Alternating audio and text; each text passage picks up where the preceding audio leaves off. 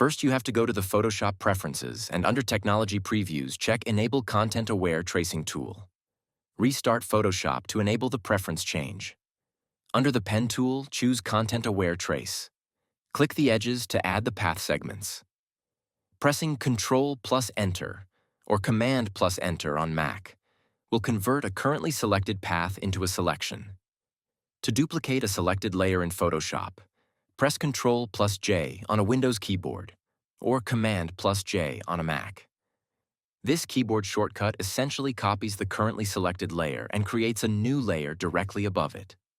Then press G on your keyboard to select the Paint Bucket tool. Press I on your keyboard to select the eyedropper tool. Select the area of the image you want to fill. I hope you enjoyed this tutorial. If you enjoyed this video, don't forget to hit that subscribe button to stay updated on future content.